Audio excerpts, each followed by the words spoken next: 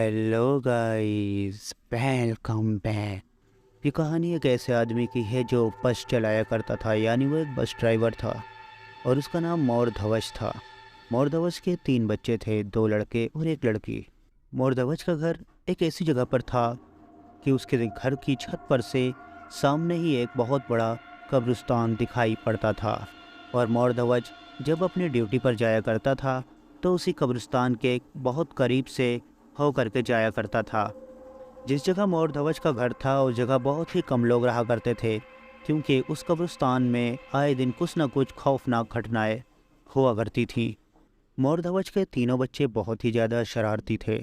मोरध्वज की बीवी पहले ही मर चुकी थी, इस वजह से वो घर पे अकेले ही अपने तीनों बच्चों को छोड़कर जाया करता था। उसका सबसे बड़ा लड़का था, उसके बाद एक लड़की और सबसे छोटा फिर एक लड़का था। उसके एक लड़के का नाम रॉकी था और दूसरे लड़के का नाम विक्की था और उसकी लड़की का नाम सानिया था। एक रोज़ मोरध्वज के तीनों बच्चे घर पे ही थे। मोरध्वज उस रोज़ अपने बच्चों से कहकर गया था कि आज रात को वो ज़्यादा लेट आएगा। उसे आने में 12 भी बज सकते हैं और 1 भी बज सकता है, इसलिए शाम होने के बाद कोई भी घर से बाहर ना निकले। उसके तीनों बच्चे घर के अंदर ही लुका छुपी खेल रहे थे। उनका खेल कुछ इस प्रकार का था कि उन तीनों में से कोई एक जना छत पर जाता था और 10 तक गिनती कहता था। उसके बाद नीचे आकर के दोनों छुपे हुए को ढूंढता था और जिसको पहले वो ढूंढ लेता था उसको फिर छत पे जाकर के 10 तक गिनती कहनी पड़ती थी। इसी तरह से रॉकी और विकी दोनों का छुपने का नंबर आया और सानिया को छत पे जाकर 10 तक गिनती गानी थी। उसके बाद सानिया छत पे चली गई। उसने वहाँ जा कर के कब्रिस्तान की तरफ देखा। कब्रिस्तान के एक पेड़ से कुछ भी लटक रहा था। जब सानिया ने बहुत ही गौर से देखा तो वहाँ पर एक लाश लटकी हुई थी जिसका सर नहीं था और फिर अचानक ही वो लाश उस पेड़ से नीचे गिर गई और खड़ी होकर के सानिया के घर की तरफ दौड़ते हुए आने लगी। सानिया उसे देखकर बहुत ज़ोर से चिल्लाई और वहीं छत पे बेहोश हो गई। रॉकी और विकी नीचे छुपे हुए थे। काफ़ी देर तक वो छुपे रहे। उसके बाद उन्होंने देखा कि सानिया अभी तक नीचे नहीं उतरी। फिर वो दोनों ऊपर छत पर गए तो उन्होंने देखा सानिया छत पर बेहोश पड़ी हुई थी। वो दोनों उसे उठाकर किसी तरह घर के अंदर ले आए। वहाँ ला कर के उन्होंने सानिया को पानी पिलाया। कुछ देर के बाद सानिया होश में आ गई और अब रात के लगभग 12:30 बज चुके थे। अचानक ही उनके घर का दरवाज़ा कोई ज़ोर ज़ोर से बजाने लगा। ये देखकर वो तीनों बच्चे ही डर गए, लेकिन फिर रॉकी, जो उसका सबसे बड़ा बेटा था, वो खिड़की पर आया और उसने खिड़की से बाहर देखा तो बाहर उसके पिताजी खड़े हुए थे। ये ज़ोर ज़ोर से गेट को बजा रहे थे और फिर रॉकी ने दरवाज़ा खोल दिया। उसके पिताजी अंदर आ गए। फिर रॉकी ने अपने पिताजी से सानिया के साथ जो भी कुछ हुआ था वो सब कुछ बताया। रॉकी के पिताजी तुरंत ही सानिया के पास गए और उन्होंने सानिया के हाल खबर ली। उसके बाद सानिया से पूछा कि बेटा तुमने ऐसा क्या देखा था। फिर सानिया ने बताया कि उसने कब्रिस्तान के अंदर एक पेड़ पर उल्टी लटकी हुई कटे हुए सर की लाश देखी थी, जो अचानक ही उस पेड़ से नीचे उतरकर हमारे घर की तरफ दौड़ती हुई चली आ रही थी, जिसको देखकर मैं बहुत ही ज़्यादा डर गई थी। उसके बाद रॉकी के पिताजी ने कहा मैंने शहर में एक और घर देखा है, हम कुछ दिनों के बाद उस घर में चले जाएंगे। अगर हम यहाँ रहेंगे तो आए दिन ऐसी घटनाएं होती ही रहेंगी। उसी के 2-3 दिनों के बाद एक बार फिर से रॉकी के पिताजी रात को लेट घर आने वाले थे और वो तीनों बच्चे घर पे ही थे और खूब मौज मस्ती कर रहे थे।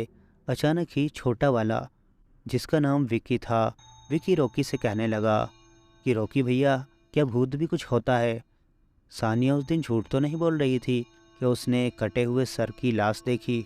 रॉकी कहने लगा ऐसी बातें मत करो, हमारे घर के सामने ही इतना बड़ा कब्रिस्तान है, अगर तुम्हें भूत देखना ही है तो जाकर के कब्रिस्तान में देख लो। वो लोग ये बातें कर ही रहे थे। उसके बाद वो लोग टीवी को तेज़ आवाज़ में चला करके देखने लगे, लेकिन विकी की नज़रें खिड़की पर थीं। वो खिड़की से बाहर कब्रिस्तान देख रहा था। अचानक ही उसको कब्रिस्तान से कोई चीज़ चमकती हुई नज़र आई।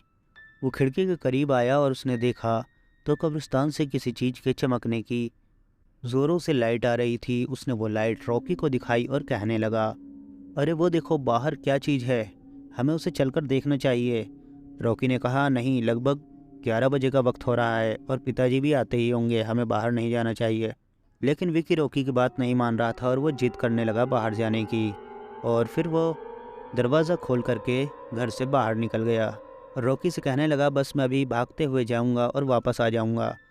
विकी दौड़ते हुए कब्रिस्तान की तरफ चला गया और उसके पीछे पीछे रॉकी भी कब्रिस्तान तक चला गया। वहां जाकर के रॉकी को कुछ सही नहीं लगा, इस वजह से रॉकी वहां से वापस आ गया।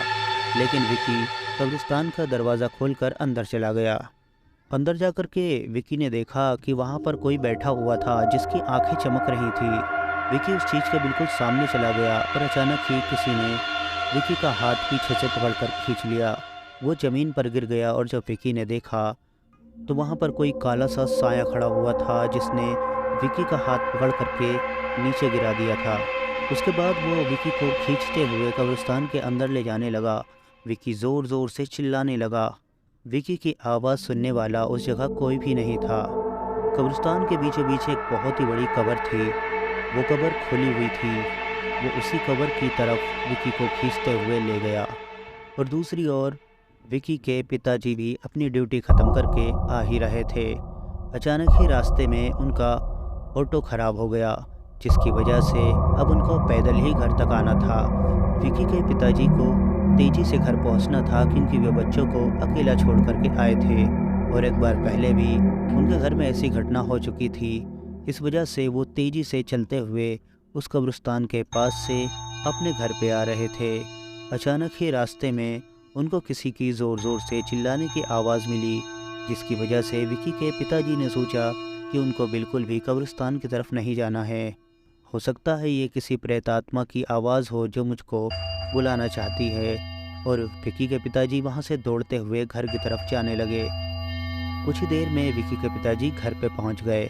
वहाँ जा कर के रॉकी ने अचानक ही विकी के पिताजी से बताया कि विकी घर पे नहीं है, वो कब्रिस्तान गया हुआ है। उसे कब्रिस्तान में कोई चीज़ चमकती हुई नज़र आ रही थी। वो उसी को लेने के लिए गया था, लेकिन अभी तक वो वापस नहीं लौटा। विकी के पिताजी तुरंत ही घर से एक टार्च उठा करके और कब्रिस्तान की तरफ जाने लगे। पीछे पीछे रॉकी भी आने लगा और उसने कहा, पिताजी मैं भी तुम्हारे साथ चलूँगा। और फिर वो दोनों जने कब्रिस्तान चले गए। वहाँ जा कर के विकी के पिताजी ने देखा तो किसी के घसीटे जाने के निशान पड़े हुए थे। वो दोनों जने उन्हीं निशानों के पीछे पीछे चलने लगे। वो निशान एक बड़ी सी कब्र की तरफ जा रहे थे। जब उन्होंने उस कब्र के पास जाकर देखा तो उसके आसपास कोई भी नहीं था, लेकिन वो कब्र खुली हुई थी। जब विकी के पिताजी ने हिम्मत करके उस कब्र के अंदर देखा तो उसके अंदर विकी बेहोश हालत में पड़ा हुआ था। उन्होंने किसी तरह विकी को उस कब्र से बाहर निकाला और उसे तुरंत ही वहाँ से लेकर के अपने घर आ गए। घर आने के बाद विकी को बहुत ज़्यादा होश में लाया गया, लेकिन विकी होश में ही नहीं आ रहा था। उन्हीं के घर के पास एक बहुत ही बूढ़े बुजुर्ग रहा करते थे। वो उनके पास विकी को लेकर चले गए। उस बूढ़े आदमी ने कुछ देर के बाद विकी को होश में ला दिया। वो बूढ़ा आदमी कुछ तंत्र विद्या भी जानता था, इस वजह से उस बूढ़े आदमी ने कहा इसके ऊपर किसी का साया था जो अब यहाँ से जा चुका है और अब ये बच्चा बिल्कुल ठीक है। लेकिन विकी के पिताजी उसी रोज़ अपना घर छोड़ करके और शहर में एक दूसरे घर में जाकर रहने लगे। और ये कहानी यहीं समाप्त हो जाती है। Thanks for watching, bye bye.